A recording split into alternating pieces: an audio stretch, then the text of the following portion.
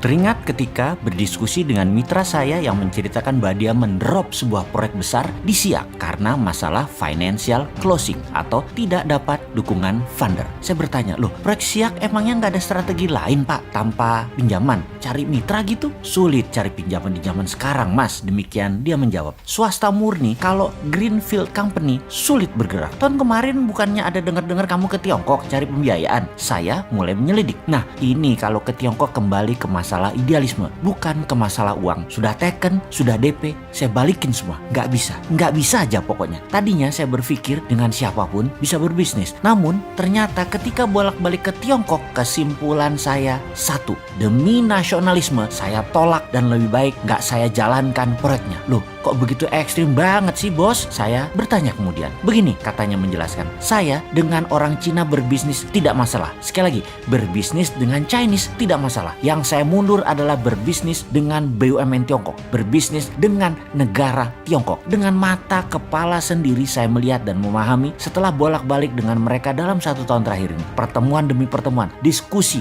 dan menyaksikan sendiri apa dan siapa mereka. Tiongkok itu membagi dua secara global bisnisnya. Dalam negeri, swasta yang mengelola, yang bermain kira-kira 80%. Luar negeri, BUMN Tiongkok yang bermain hampir 90%-nya. Pemerintah dukung dana, dukung fasilitas lainnya ke BUMN Tiongkok untuk menggarap luar negeri. Dengan 1,5 miliar manusia di Tiongkok, mereka memerlukan pangan dan kerja buat penduduknya. Tiongkok membuat grand strategi dan policy. China is not a country. China is civilization. China itu bukan negara, tetapi komunitas. Diaspora Cina menguasai seluruh jagat raya. 2-5% di sebuah negara, pasti diaspora Cina berada di sana. Dan bagi mereka, yaitu Tiongkok, melihat mereka semua itu adalah satu civilization yang bisa dimanfaatkan akar budayanya. Lalu saya perhatikan, semua yang kerja di luar Tiongkok, BUMN Cina, semua muda-muda, masih single, paling tua, tidak lebih 35 tahun. Target mereka jelas, karena terucap oleh pemimpin mereka. Mereka itu akan dijadikan diaspora, nggak usah pulang kalau perlu. Single, kawin dengan penduduk lokal, baik Cina diaspora atau pribumi lokal, nggak masalah.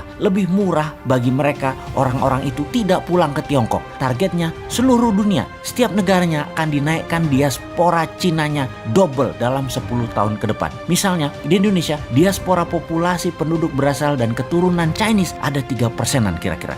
Dalam 10 tahun akan menjadi 6% dari jumlah penduduk. Ini mungkin banyak yang tidak percaya informasi seperti ini. Ini strategi Tiongkok. Ini bagian dari obor One Belt One Road. Yang 3% itu saudara kita. Tapi yang baru itu mesin perang. Dan akan tidak nyaman saudara yang sudah berpaspor hijau dari sejak lama. Namun itulah taktik perang ekonomi dan hybrid war ala Rusia Morishkova 2.0. Strategi ini dipakai Rusia untuk mencaplok Crimea. Negara berdaulat itu diambil Rusia. Dunia hanya bisa diam. Semua orang yang bekerja di BUMN Tiongkok di luar negeri telah mengikuti semacam wajib militer. Mereka terdidik secara militan dan militer. Dengan pengetahuan ini, saya putuskan saya tidak akan berbisnis dengan BUMN Tiongkok. Ini sama saja dengan menjual bangsa, menjual negara, menjual NKRI. Lebih baik proyek saya tidak jalan daripada bangsa Indonesia tergadai. Dan sekarang saya jadi bingung dengan pejabat yang malah memfasilitasi Tiongkok masuk. Lalu